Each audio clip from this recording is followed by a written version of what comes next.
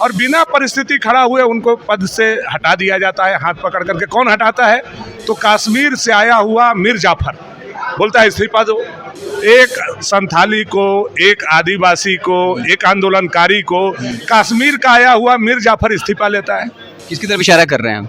मीर जाफर को बोल रहे हैं, जो कांग्रेस का प्रभारी है, महीना महीना में आता है बैग लेने, उसको हम बोल रहे हैं भाई।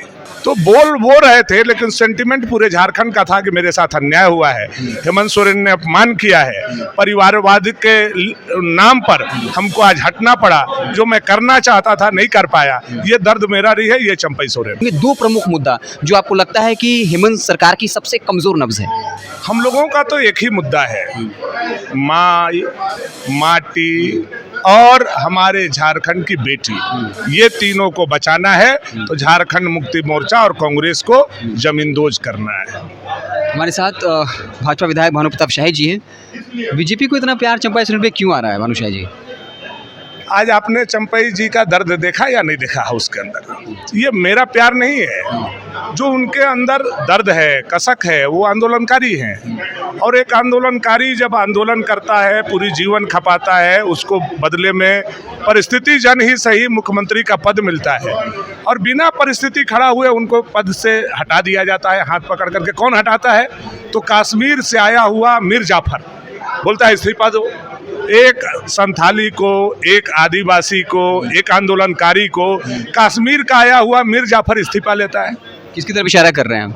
मीर जाफर को बोल रहे हैं, जो कांग्रेस का प्रभारी है, महीना महीना में आता है बैग लेने, उसको हम बोल रहे हैं भाई। वो आकर के इस्तीफा ले लिया संथाली आदिवासी का, एक इनोसेंट आदमी का, एक बहुत ही शांत, सभ्य और सौम्य। मैं नहीं उनको क्लीन चिट दे रहा हूँ, लेकिन हेमंत के कंपैरिजन जब हम करेंगे तो निश्चित तौर पर हमको मार्क्स देना पड़ेगा चंपई सोरेन जी को, एज देना। भानु शाही, सत्ता पक्ष ये कह रहा है कि जनादेश हेमंत सोरेन के चेहरे पर मिला, उन्हें ही चंपई सोरेन को मुख्यमंत्री बनाया, वो उस तरह के चेहरा नहीं थे। अब जब वो जमानत पर बाहर आए, मुख्यमंत्री बने, तो क्या दिक्कत है अगर बन गए तो? नहीं, देखिए, अगर आलमगीर आलम करोड़ों रुपए पकड़े गए, उसके बाद जेल के सलाखों में गए, आपने उनका इस्तीफा नहीं लिया, वो स्वेच्छा से 1.5 महीने के बाद इस्तीफा दिए। ऐसा क्या हड़बड़ी था कि एक आदिवासी का बेटा आपके चाचा के समान और पुराना आंदोलनकारी वहाँ बैठा हुआ है, क्या जरूरत है 2-3 महीने के लिए उतार देना?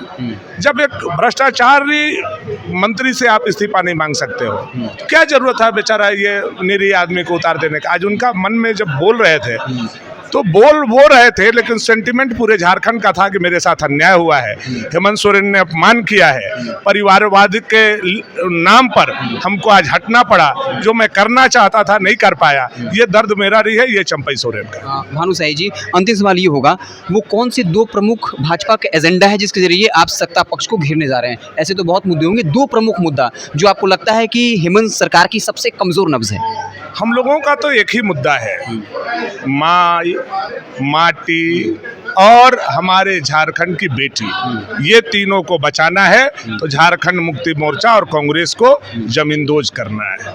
आज ये तीनों पर आफत आया है, माई, माटी और बेटी, तीनों पर आफत आया है हेमंत सरकार के समय में। ये आप देख सकते हैं, चाहे हमारी बेटी की आबरू लूटी जा रही हो, चाहे हमारे झारखंड का जमीन लूटा जा रहा हो, या हमारे झारखंड की जो परिस्थिति बनी हुई है, वो आप देख रहे हैं कि छुपा हुआ नहीं है कि ये झारखंड में हेमंत को हटाना ये जन जन का संकल्प है भारतीय जनता पार्टी। आप इशारा करें बांग्लादेशी घुसपैठ सबसे बड़ा मुद्दा होगा, इसे आप मुद्दा बनाने जा रहे हैं, डेमोग्राफिक चेंज को मुद्दा बनाने जा रहे हैं?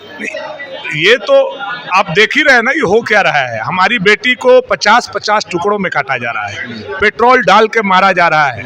केवल बेटी का आबरू नहीं, बल्कि बेटी का जमीन भी लूटा जा रहा है, कोख भी लूटा जा रहा है, उससे जो पैदा हो रहे हैं वो भी बांग्लादेशी पैदा हो रहे हैं। तो ये बहुत बड़ा विषय है, ये छोटा विषय नहीं है। ये नहीं है कि हम केवल अपने वोट के लिए ये बोल रहे हैं। कल झारखंड में आने वाला समय में 44% से आदिवासी जब 22% हो गए, तो आने वाला 20-25 साल में तो आदिवासी बचेंगे ही नहीं। फिर ना आदिवासी सीट रहेगा, ना आदिवासी कोई मुख्यमंत्री भविष्य में बन पाएगा, ना आदिवासी को हम संरक्षण दे पाएंगे। जब हेमंत के समय में ऐसा हो रहा है तो आप सोच सकते हैं क्या होगा। लेकिन फिर सवाल ये उठता है कि आप लोग आदिवासियों को लेकर के बहुत सारी बातें करते हैं, मोदी जी ने भी बहुत सारे जो है योजनाओं को लागू किया, फिर भी 5 सीट पर हार क्या बताता है? क्यों 5 आदिवासी 2 सीट पर बीजेपी की हार हुई, और आगे की रणनीति क्या है, कैसे भरपाई करेंगे? हार और जीत से वास्तविक मुद्दा को हम समाप्त नहीं करने वाले हैं। वास्तविक मुद्दा डेमोग्राफी चेंज है। आदिवासी की संख्या नित्य प्रतिदिन घट रही है, ये वास्तविक मुद्दा है। आज नहीं आदिवासी समझ रहे हैं, कल समझेंगे, कल नहीं समझ रहे हैं, परसों समझेंगे। हम लोग ट्रू पे हैं, हम लोग सत्य पे हैं, जो सही हो रहा है उसी बात को बता रहे हैं। और जनता आज न कल इस बात को समझेगी, आदिवासी समझेंगे कि हेमंत सोरेन जी वोट के लिए बांग्लादेशी घुसपैठियों को सह दे रहे हैं। हमारी माटी, बेटी और रोटी तीनों को खतरा है। एक लास्ट सवाल, ये समझ में आया कि बांग्लादेशी घुसपैठ को आप लोग मुद्दा बना रहे हैं, उनका काउंटर ये है कि केंद्र में अमित शाह है, गृह मंत्री उनका है, तो फिर इसको कैसे काउंटर करेंगे? वो करें कि अगर बांग्लादेशी घुसपैठ हुआ है तो इसके लिए केंद्र सरकार जिम्मेदार है, तो फिर चुनाव प्रचार में इसको कैसे काउंटर आप ये करेंगे? बताइए, साहेबगंज में एक कंस्टिट्यूंसी में, राजमहल में 50,000 मुसलमानों को वोटर लिस्ट में नाम एकाएक बढ़ जाता है और 30,000 हिंदुओं का नाम वहां से काट दिया जाता है। वोटर लिस्ट बनाना स्टेट का जिम्मेवारी है कि नहीं है? हमारे यहाँ का बीएलओ बनाता है, हमारे यहाँ का स्टेट गवर्नमेंट बनाता है कि नहीं बनाता है? तो ये तो साबित करता है ना घुसपैठिए कहाँ से संरक्षण प्राप्त है। अगर राज्य की संरक्षण आज समाप्त हो जाए, राज्य सरकार आज संरक्षण देना बंद कर दे, तो कल से ये घुसपैठियों पर हम लोग लगाम लगा देंगे। चलिए, हमारे साथ भानु प्रताप शाही थे, जिन्होंने हर सवाल का बहुत बेबाकी से जो है वो जवाब दिया है, चाहे वो बांग्लादेशी घुसपैठ का मसला हो। और ये साफ़ है कि इस बार के चुनाव में बांग्लादेशी घुसपैठ का मसला जो है वो बीजेपी भुनाने जा रही है।